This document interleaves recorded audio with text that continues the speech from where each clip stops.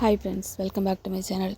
இன்னைக்கு பார்த்தீங்கன்னா சிக்கன் ஒரு 100 கிராம் அளவுக்கு சிக்கன் இருந்தாலே போதும். சிக்கன் வடைன்னு கூட சொல்லலாம் இதை, அப்படி இல்லைன்னா ஒரு கட்லெட் கூட சொல்லலாம். வெளியே பார்த்தீங்கன்னா நல்லா கிறிஸ்பியாக இருக்கும், உள்ளாடி பார்த்தீங்கன்னா நல்லா சாஃப்டாக இருக்கும். இதில் நான் அதை தள்ளி பார்த்தீங்கன்னா முட்டைக்கோஸ் மட்டும் எக்ஸ்ட்ராவாக ஆட் பண்ணியிருப்பேன். ரொம்பவே டேஸ்ட்டாக இருக்கும். நான் அன்றைக்கி ஒரு 100 கிராம் அளவுக்கு போன்லெஸ் சிக்கனை எடுத்திருக்கேன். நல்லா கழுவி எடுத்து வச்சுருக்கேன். இப்போ ஒரு பாத்திரத்தில் எடுத்து போட்டுட்டு இதில் ஒரு 1/4 டீஸ்பூன் அளவுக்கு மஞ்சள் பொடி, அதுக்கு மூழ்கிற அளவுக்கு மட்டும் தண்ணி ஊற்றினா போதும். அடுப்பில் வச்சு நல்லா கொதிக்க வச்சு அந்த தண்ணி எல்லாமே ட்ரை ஆகி அதிலே வற்றி போயிடும். இப்போ நல்லா ஆறுனதுக்கப்புறம் இந்த மாதிரி கையை வச்சு நல்லா மேஷ் பண்ணி விட்டுடுங்க. நம்ம கையை வச்சு பண்ணாலே போதும், அப்போ தான் நல்லாயிருக்கும். இப்போ ஒரு பாதி உள்ளி, இதுக்கு தேவையான அளவு உப்பு போட்டுவிடுங்க. நான் ஃபஸ்ட்டு சிக்கன் வேக வைக்கும்போது உப்பு எதுவுமே நான் ஆட் பண்ணலை, அதனால தான். இப்போ இதில் ஒரு 1/2 டீஸ்பூன் அளவுக்கு இஞ்சி பூண்டு பேஸ்ட்டு, அப்புறம் ஒரு 1/2 கப் அளவுக்கு முட்டைக்கோஸை நல்லா பொடியாக கட் பண்ணி போட்டுவிடுங்க. ஒரு 1/2 டீஸ்பூன் அளவுக்கு மிளகு பொடி, ஒரு 1/4 டீஸ்பூன் அளவுக்கு இறைச்சி மசாலா பொடி. நம்ம சிக்கன் போட்டிருக்கனால அது போட்டால் தான் நல்லாயிருக்கும். அதுக்கப்புறம் ஒரு 1 டீஸ்பூன் அளவுக்கு வத்தல் பொடி. இது காஷ்மீரி வத்தல் பொடி தான், கலருக்காகவும் ரொம்ப காரமும் கம்மியாக இருக்கும், அதுக்காக தான். ஒரு 2 டீஸ்பூன் அளவுக்கு கார்ன்ஃப்ளவர், அதையும் போட்டு நல்லா ஃபஸ்ட்டு மிக்ஸ் பண்ணிவிடுங்க.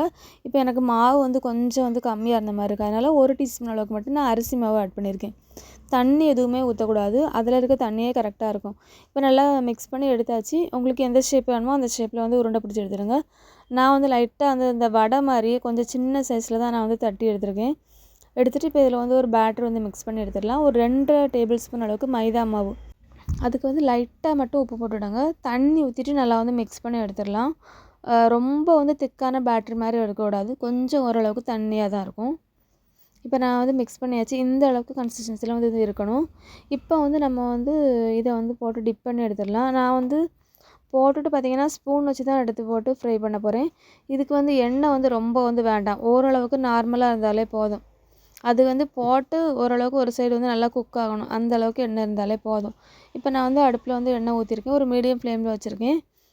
எல்லாத்தையுமே இந்த மாதிரி ஸ்பூன் வச்சும் எடுத்து போட்டுக்கலாம், கை வச்சு நம்ம கை வச்சு போட்டனாலும் கை வச்சு போட்டு எடுத்துடலாம். இப்போ நல்லா வெந்துட்டு ஒரு சைடு நல்லா திருப்பி போட்டுவிடுங்க. 2 சைடுமே நல்லா வேக விட்டு ஒரு மீடியம் ஃப்ளேமில் வச்சு குக் பண்ணி எடுத்துடுங்க, அப்போ தான் நல்லாயிருக்கும். இது பார்த்திங்கன்னா நம்ம சூடோடி சாப்பிட்றதுக்கு நல்லா வெளியில் கிறிஸ்பியாக இருக்கும், ஆனால் ஆறுனதுக்கப்புறம் பார்த்திங்கன்னா சாஃப்டாக இருக்கும், அதுவும் டேஸ்ட்டாக தான் இருக்கும். இதை நம்ம சும்மாவே சாப்பிடலாம், டீ காஃபி அல்லாட்டி ஸ்நாக்ஸாக கூட சாப்பிட்டுக்கலாம். கண்டிப்பாக இந்த ரெசிபி ட்ரை பண்ணி பாருங்கள். வீடியோ பிடிச்சிருந்தா லைக் பண்ணுங்கள், ஷேர் பண்ணுங்கள்.